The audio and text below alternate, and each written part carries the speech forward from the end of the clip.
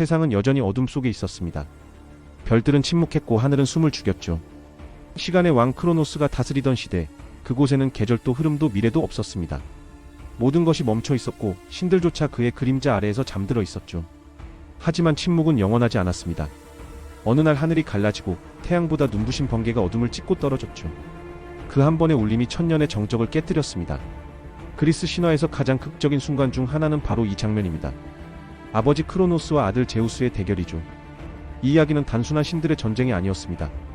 오래된 질서와 새로운 시대의 충돌이었고 공포의 지배와 자유의 탄생이 맞붙은 순간이었죠. 크로노스는 자신의 자식들을 삼켜버린 신이었습니다. 그는 예언을 두려워했죠. 자신이 아버지 우라노스를 무너뜨렸듯 자신의 자식에게 왕좌를 빼앗길 것이라는 예언을 말이에요. 그래서 그는 선택했습니다. 자식이 태어나는 즉시 삼켜버리는 것을. 헤스티아, 데메테르, 헤라, 하데스, 포세이돈. 5신은 빛을 보자마자 아버지의 어둠 속으로 사라졌죠. 하지만 6번째 아이는 달랐습니다. 어머니 레아는 더 이상 견딜 수 없었고 갓 태어난 제우스를 크레타 섬의 깊은 동굴에 숨겼죠. 크로노스에게는 돌을 포대기에 싸서 건넸고 그는 의심 없이 그것을 삼켰습니다. 이렇게 제우스는 살아남았고 운명은 그를 기다리고 있었습니다. 오늘은 그리스 신화 최고의 전쟁, 신들의 세대 교체를 이끈 제우스와 크로노스의 대결에 대한 이야기입니다.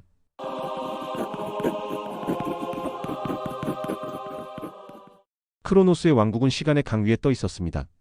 그곳은 현실과 꿈이 뒤섞이는 세계였죠. 모든 것이 동시에 존재하고 동시에 사라지는 공간이었습니다. 크로노스는 시간을 지배하는 신이었지만 동시에 시간이라는 감옥에 스스로를 가두어버린 죄수이기도 했죠. 그의 손에는 여전히 시간이 쥐어져 있었습니다. 그는 모든 생명의 흐름을 멈출 수 있었지만 단 한 가지만은 멈출 수 없었죠.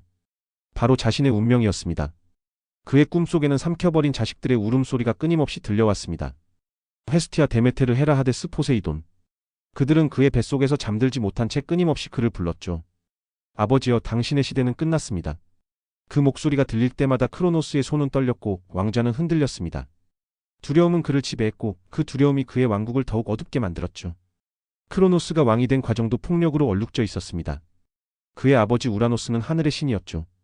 우라노스는 자신의 자식들, 특히 흉측한 외모를 가진 키클롭스와 헤카톤케이르들을 땅 깊은 곳 타르타로스에 가두었습니다. 어머니 가이아는 이를 견딜 수 없었고 자식들에게 폭수를 부추겼죠. 그때 나선 것이 막내 크로노스였습니다. 그는 어머니가 만든 낫을 들고 아버지를 기다렸고 우라노스가 가이아를 덮치는 순간 그를 거세해버렸죠. 그렇게 크로노스는 왕이 되었습니다. 하지만 권력을 얻은 순간 그도 아버지와 같은 길을 걸었죠. 키클롭스와 헤카톤케이르들을 다시 타르타로스에 가두었고 자신의 자식들마저 삼켜버렸습니다. 폭력의 사슬은 끊어지지 않았고 두려움은 대를 이어 전해졌죠. 이것이 크로노스의 시대였습니다. 공포 위에 세워진 왕국이었죠. 한편 크레타 섬의 동굴에서 제우스는 자라고 있었습니다. 그는 ним프들의 보살핌을 받으며 성장했죠. 전설에 따르면 아말테이아라는 염소가 그에게 젖을 먹였고 벌들이 꿀을 가져다 주었습니다. 동굴 입구를 지키는 쿠레테스 전사들은 북과 창을 부딪혀 아기의 울음소리가 밖으로 새어나가지 않도록 했죠. 이렇게 제우스는 아버지의 눈을 피해 자랐고 시간이 흐르며 강력한 신으로 성장했습니다. 제우스는 하늘의 피와 바람의 혼을 이어받은 신이었습니다. 번개는 그의 무기였고 천둥은 그의 심장이었죠. 폭풍은 그의 친구였고 그의 눈에는 하늘의 섬광이 깃들어 있었습니다. 청년이 된 제우스는 더 이상 숨어 있을 수 없었죠. 운명이 그를 불렀고 그는 그 부름에 답해야 했습니다. 하늘은 새로운 시대를 원했고 제우스는 크로노스의 어둠을 끝낼 자로 선택받았습니다. 하지만 제우스는 혼자서 크로노스를 이길 수 없다는 것을 알고 있었습니다. 그에게는 형제들이 필요했죠. 아직 아버지의 뱃속에 갇혀있는 형제들을 말이에요. 제우스는 대지의 어머니 가이아를 찾아갔습니다. 가이아는 모든 생명의 근원이었고 세상의 숨결 그 자체였죠. 그녀의 눈은 별보다 오래되었고 그녀의 목소리는 땅의 심장처럼 낮게 울렸습니다. 가이아는 제우스를 바라보며 말했습니다. 너의 아버지는 시간의 굴레에 갇혀있지. 그를 무너뜨릴 수 있는 건 시간 바깥의 존재뿐이야. 너는 하늘의 피를 이어받았으니 시간의 벽을 넘어설 수 있어. 그녀는 땅속 깊은 곳에서 하나의 황금빛 약초를 꺼냈습니다. 이것은 세상의 근원에서 자란 약초야. 그 빛은 크로노스의 속박을 풀 거야. 이 약초로 그의 안에 갇힌 신들을 해방시켜라. 그때 진정한 신들의 시대가 열릴 거야. 제우스는 고개를 숙이며 약초를 받았습니다. 그의 눈은 결의로 불타올랐죠. 그 순간 하늘 위로 천둥이 터졌고 세상은 숨을 삼켰습니다. 운명은 움직이기 시작했고 제우스의 여정이 시작되었죠. 그는 번개를 쥐고 바람의 언덕 위에 섰습니다. 그의 발 아래에서 파도가 일었고 그의 눈빛이 구름을 갈랐죠. 그의 심장은 천둥처럼 울렸고 목소리는 세상 끝까지 퍼졌습니다. 이제 공포의 시대는 끝난다. 그의 외침에 대지가 흔들리고 산맥이 깨어났습니다. 잠들었던 신들의 기억이 세상 곳곳에서 깨어나기 시작했죠. 바다가 들끓었고 하늘이 갈라졌습니다. 제우스는 아버지를 찾아 나섰고 크로노스의 궁전은 구름 속에서 드러났습니다. 크로노스의 궁전은 시간의 강 위에 떠 있었습니다. 그곳은 과거와 미래가 끝없이 뒤엉키는 공간이었죠. 시간이 뒤집히고 하늘이 무너지는 듯한 그곳으로 제우스가 걸어 들어갔습니다. 그의 손에는 번개가, 그의 허리에는 바람이 감겨 있었죠. 크로노스는 천둥 소리와 함께 눈을 떴습니다. 그의 얼굴에 스친 것은 두려움이었죠. 너는 누구냐? 제우스는 조용히 대답했습니다. 당신의 시대를 끝내러 온 자입니다. 신과 신의 전쟁은 그렇게 시작되었습니다. 제우스가 손을 들어 번개를 던지자 궁전이 흔들리고 시간의 흐름이 뒤틀렸죠. 크로노스는 거대한 팔을 휘둘러 하늘을 찢었고 그의 낫은 천공을 갈라 제우스를 향해 내리쳤습니다. 천둥과 낫이 맞부딪히는 순간 세상의 하늘이 두 개로 갈라졌죠. 빛과 어둠이 충돌했고 시간은 폭발했습니다. 대지는 울부짖고 바다는 일어섰죠. 그날 세상은 처음으로 신들의 전쟁을 목격했습니다. 번개가 하늘을 가르고 천둥이 산을 뒤흔들었죠. 크로노스의 낫은 시간 자체를 베어냈고 제우스의 번개는 운명을 태웠습니다. 두 신의 힘이 부딪힐 때마다 세상은 흔들렸고 하늘과 땅의 경계가 무너졌죠. 이 전쟁은 며칠이고 계속되었습니다. 밤과 낮이 뒤섞였고 시간은 의미를 잃었죠. 하지만 제우스는 단순한 힘의 신이 아니었습니다. 그의 번개는 파괴의 불이 아니라 질서의 불꽃이었죠. 그는 가이아가 준 약초를 꺼내어 번개의 불꽃에 감싸 올렸습니다. 빛이 하늘로 치솟으며 크로노스를 휘감았죠. 아버지여, 당신의 시간은 끝났습니다. 그의 손끝에서 황금빛 번개가 폭발하자 크로노스의 몸을 감싼 어둠이 찢어졌습니다. 그의 뱃속에서 신들의 목소리가 터져나왔습니다. 헤스티아, 데메테르, 헤라, 하데스, 포세이돈. 그들은 오랜 세월 동안 어둠 속에 갇혀 있었지만 빛이 닿자마자 다시 신의 형태를 되찾았죠. 하늘이 열리고 5개의 빛이 솟았습니다. 신들의 이름이 다시 세상에 울려 퍼졌죠.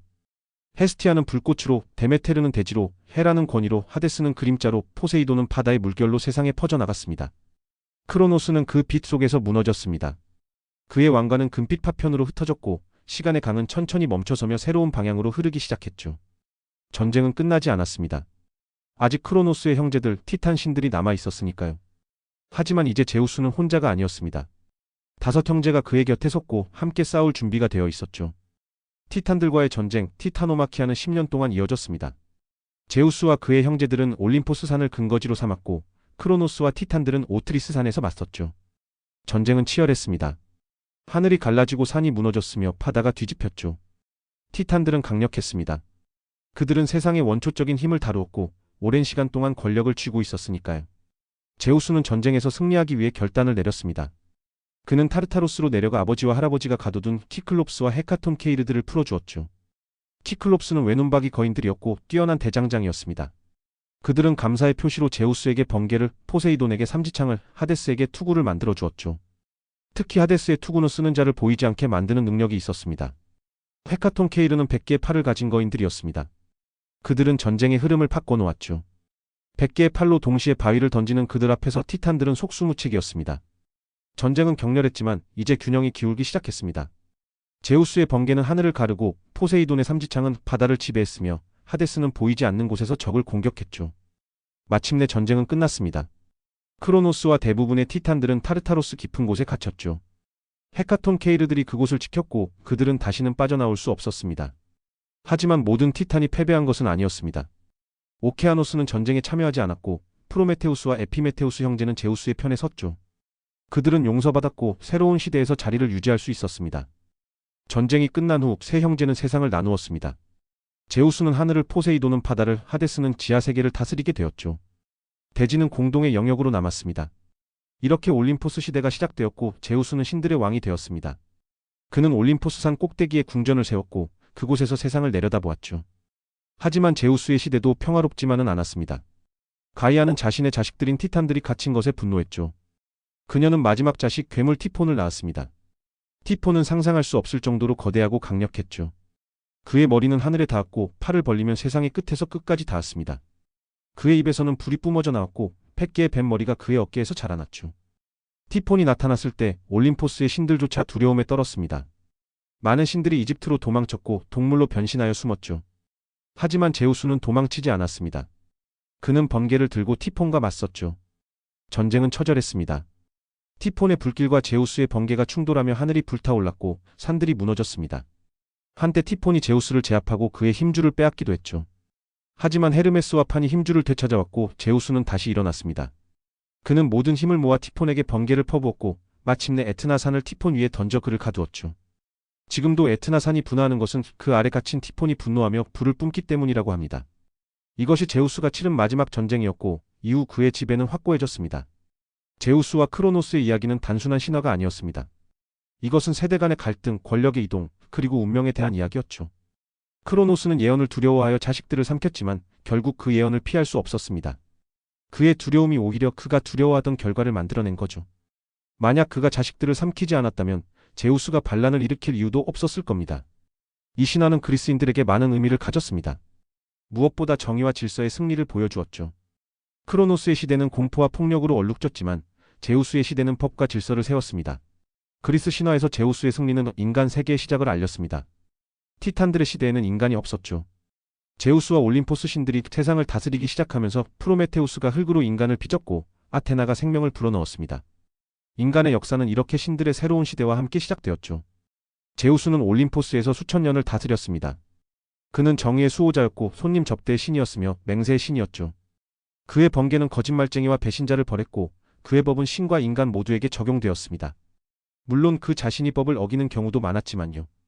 그럼에도 그의 통치는 안정을 가져왔고 신들의 세계의 질서를 확립했습니다.